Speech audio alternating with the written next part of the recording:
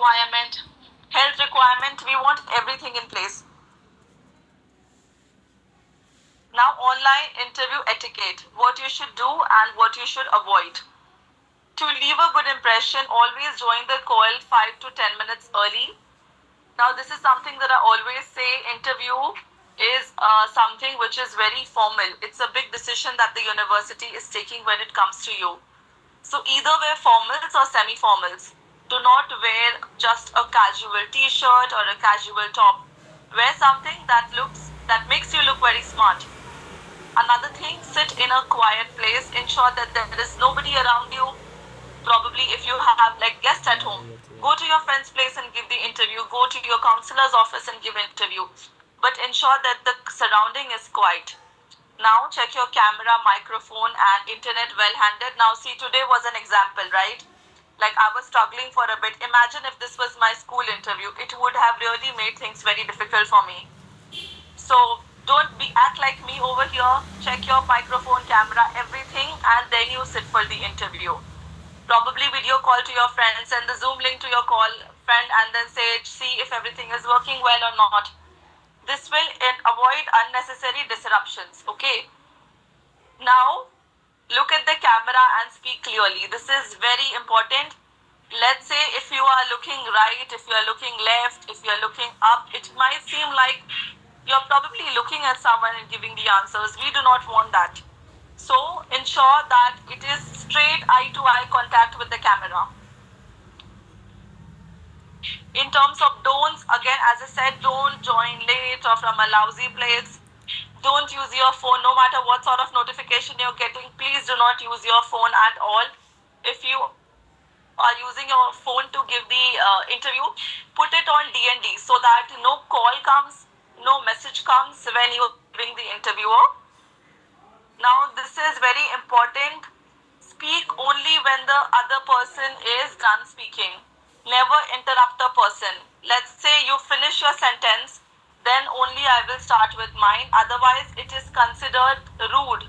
So never interrupt the interviewer. Even if you know how the question is ending up, do not start with the answer. Let the person finish speaking. Again, do not give one-word answers. By this I mean to say, if I'm asking you, do you have any friends or family members living in the UK? Rather than saying yes or no, you have to say, no, I do not have my friends or family members living in the UK. I am confident that I can live there independently. Or I am the first generation of my family going to the UK for my studies, right? So you have to always say the complete answers. Over here, yes and no. Obviously, we do not expect you to say 12 to 15 sentences because that makes no sense. But we do not want you to give one-word answer. That is our ask.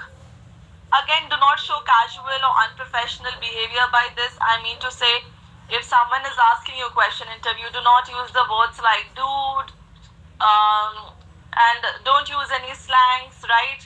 Answer in a very professional manner. Now, let's work on what sort of questions will be asked. Introduce yourself, right? This is one of the most important questions. That builds your image. For an example, if I am your interviewer, this question will set your image in front of me. I will realize what sort of student are you. So this should be your best answer.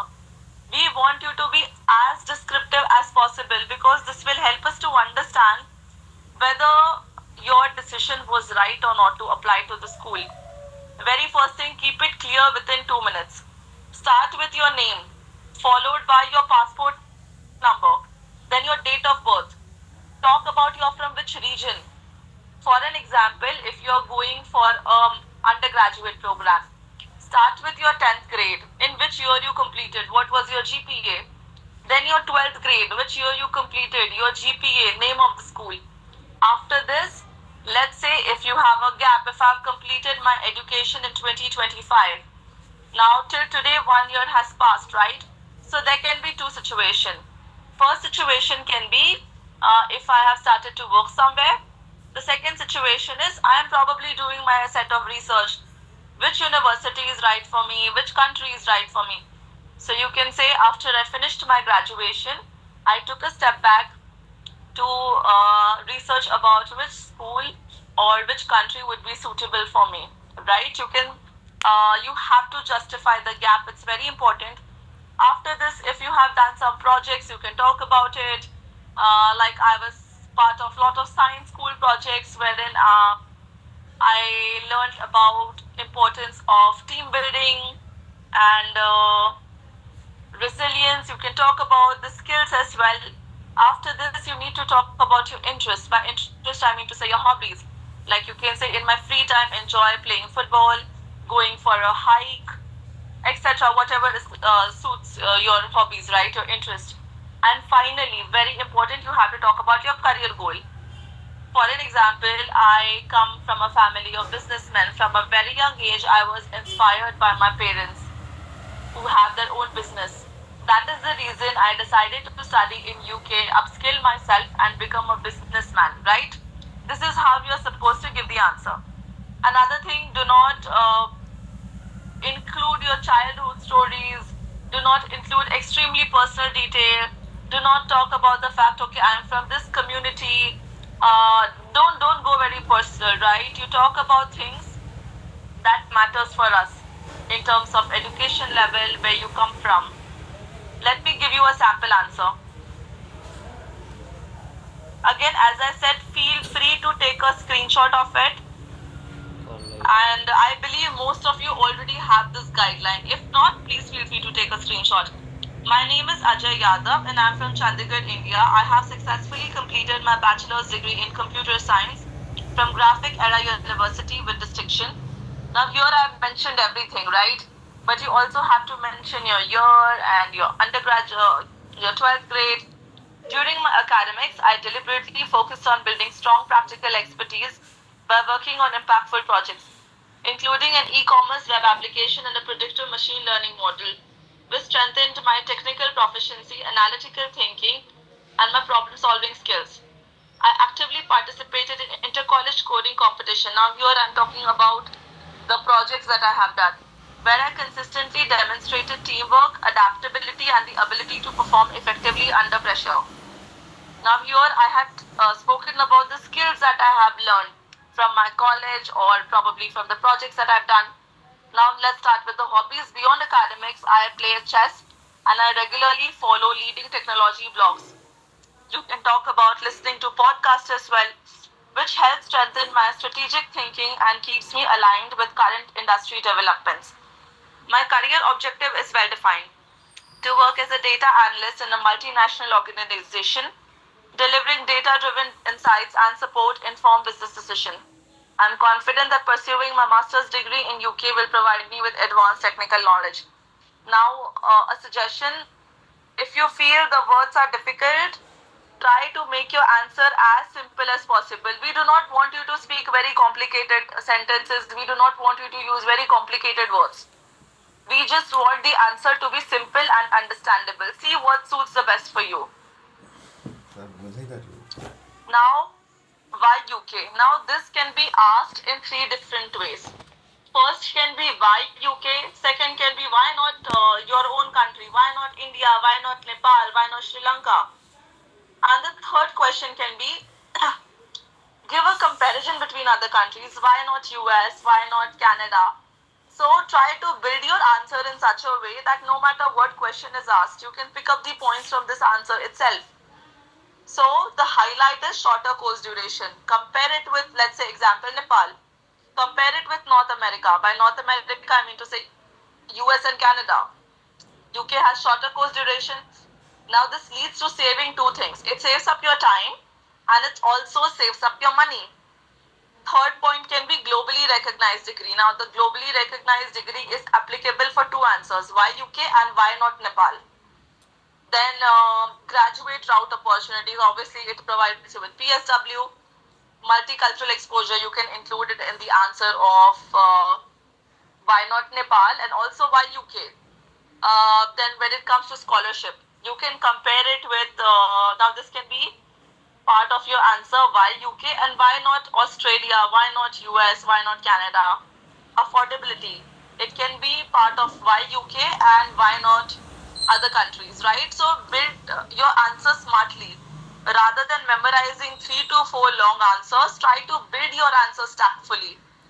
Let me give you an example. I chose the UK because it combines world-class education with practical career-focused learning, which goes beyond what many universities in my home country offer.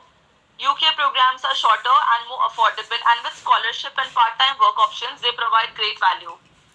The multicultural environment and global student community will give me international exposure, cross-cultural skills, and strong professional network.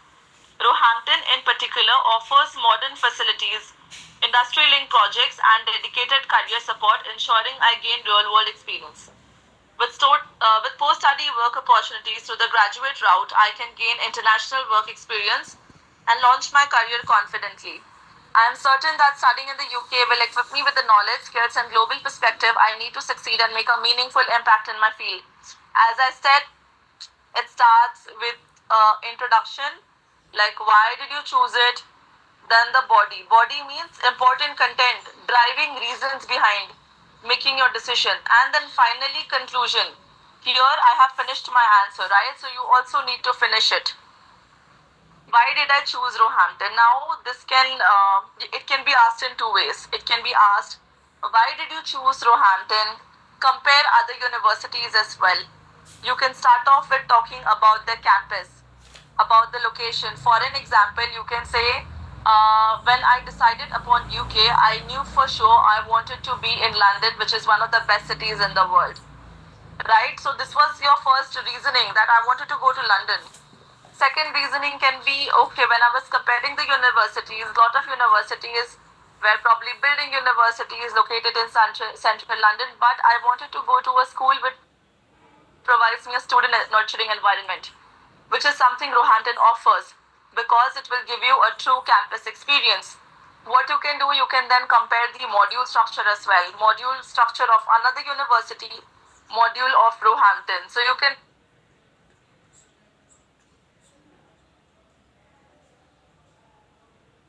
not be part of other schools' curriculum. Talk about the modules, compare the facilities.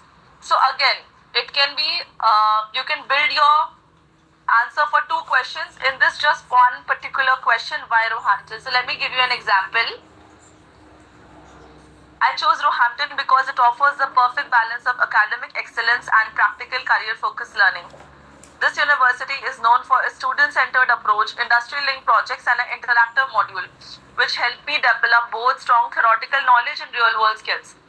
Roehampton's modern facilities, supportive faculty, and dedicated career services makes it an ideal place to prepare for global career. The multicultural student community provides valuable international exposure and opportunities to build a diverse professional network. What really stands out for me is Roehampton's focus on employability and flexible learning. Now, I said this previously, right? Roehampton has a 93% placement rate. So the points that I initially told, right? I will again show the screen later on. You will get an idea about what are the USPs of the school. So you can include those USPs as well in this answer. So you can build it depending to the various points that I said and also this example. I am confident that studying here will equip me with the skills, knowledge, and global perspective I need to achieve my career goal and make a meaningful impact in my field. Now, why did you choose this course? Now, this is a very important question, guys. It is asked to almost all the students. So, first of all, you need to have a look at your notebook and see if this question has 12 to 15 sentences or not. If not, try to rework on those answer and again take your help of your counselor if it's required. But again, this question is asked to everyone, so please pay attention to this one, or you can take a screenshot as well of this to understand on how to give this answer. I chose this course because it aligns perfectly with my career goal of becoming a business leader and a strategist. With my background in business, I want to strengthen my managerial leadership and analytical skills to make data-driven decisions and drive business growth. I'm particularly interested in modules like strategic management and business analytics, which will teach me on how to make high-impact decisions and analyze data to identify opportunities. Skills essential in today's competitive environment. This course emphasizes practical learning through case studies, projects, and industry exposure, while the multicultural environment will help me build an international network. I am confident that this course will equip me with the skills, experience, and global perspective needed to achieve my career goal. Now, here, what the student has done, they spoke about what is my career goal. If I want to become a doctor, I will study medicine. I will not study data analytics, right? So the first reasoning is I want to become this. That's the reason it's important for me to study. Then you talk about your background. Then you talk about if you want to become this, what all skills are required, right? And how you will learn those skills when you do study this course. Then you talk about the impact. Impact means what will be the result after you finish this program. So you build your answers as per the points that I mentioned. Now, what's your career plan? Now, over here, you need to mention what you want to become in life, whether you plan to come back, and if you plan to come back, what is the future of this course. So again, after completing this course, my goal is to work as a data analyst in a leading multinational company within the finance sector. I want to apply the skills and knowledge gained from this course to solve real-world business challenges and make data-driven decisions and to contribute to organizational growth. This course is directly aligned with my career plan as it equips me with advanced analytical strategy and managerial skills through practical modules and industry-relevant projects in the long term. I aim to take on leadership roles, drive innovation, and create meaningful impact in my field. So here you gave an entire idea what sort of companies you want to work at, what sort of roles you want, what sort of skills will be required, and how it is important for you that you learn those skills from the course, right? And finally, what sort of work you will be doing as well. For an example, if I'm working in data analyst, as a data analyst, I know, right, my work involves a lot around numbers, analyzing the data, crunching reports. So you need to talk about that as well. What sort of work you will be doing when you take up that particular role. Now, who will sponsor your studies? This is a very important question. Here, I don't want you to say 12 to 15 lines because, again, you just simply have to say, I'll give you an example. If my parents are sponsoring me, first I will talk about my father's job title, then his annual income in GBP, then the money in his savings bank account, followed by my mother's job title, what is her annual salary, and what is her savings income account. Apart from this, if I plan to take up any loan, I will mention I additionally have a approval of, let's say, 10,000 GBP from Kumari Bank. Now here you have to talk about the loan amount, name of the bank as well. Loan can be either in process or it can be approved. Whatever stage your loan falls in, you have to talk about that category. After this, if you have any additional income, let's say rental income or agricultural income, whatever it is, you need to specify that. So be very descriptive about this answer, okay? So you need to keep in mind job title, annual salary, and savings bank account balance. All these things are required. Now, do you have any previous visa refusal? Now, for this question, I know there can be two set of students. First, if you do not have any previous visa refusal, you simply have to say, I do not have any visa refusals in the past. My travel history is clear and have complied with all immigration requirements for any previous trips. Now, this is only if you have, let's say, on a tourist visa, if you have traveled somewhere, right? If you have gone to, let's say, Australia, to Europe, anywhere, US, if you have a tourist visa, then only you say. Otherwise, you simply have to say you have not applied as well previously. I understand the importance of transparency in visa matters and I am prepared to provide any documents or details if required.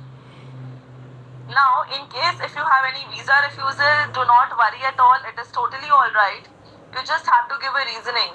Coming from South Asia, I understand majority of students, they do not get time to think much about what course they should be doing, which country they should be going at, right?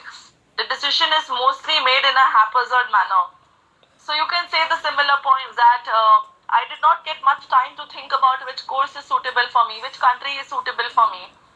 Later on, after getting my refusal, I took a step back.